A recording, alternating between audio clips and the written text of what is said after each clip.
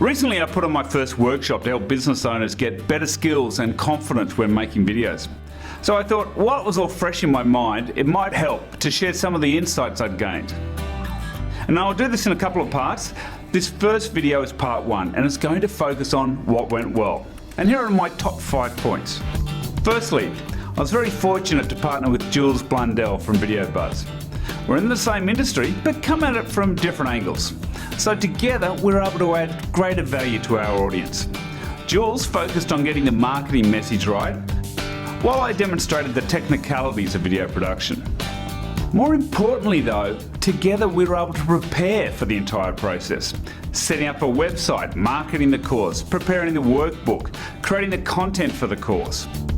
All of those issues are so much easier when you've got a like-minded person to work with. And we were able to bring different strengths to the process, which at the end of the day benefited everyone. So I do recommend, if possible, look for someone with whom you can collaborate. It also takes off some of the pressure during the presentation day. Secondly, the other thing that helped the process was committing to a date. Once we'd locked in a date with a matching production schedule, it was definitely going to happen. We just had to keep on top of things. We'd partnered with Dragon Image in Sydney and Melbourne, who were providing the space for the workshops.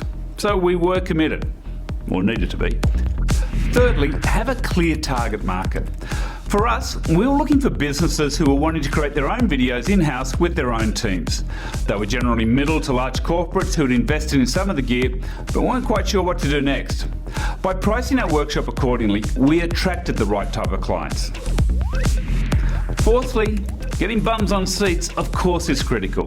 We spread the word through our community. This included existing clients through our email newsletters, Facebook, social media groups, directly connecting with people on LinkedIn that fitted our target profile.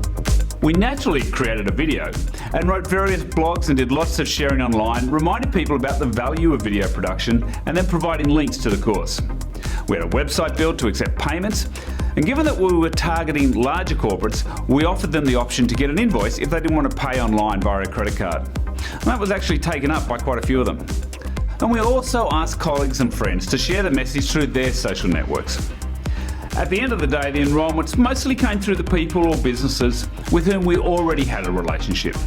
So I'd suggest focus on the low-hanging fruit, the people or organisations already within your sphere of influence. And fifthly, the other thing we did was ask for feedback on the day.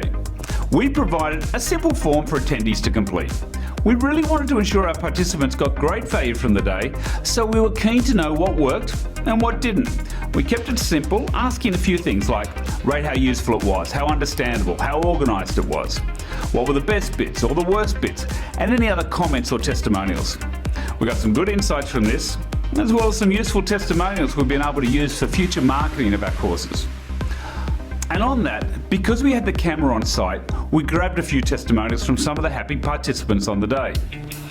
Also, by recording the presentations and taking photos, we've got some useful assets that we can now use in the promotion of our next batch of courses in October.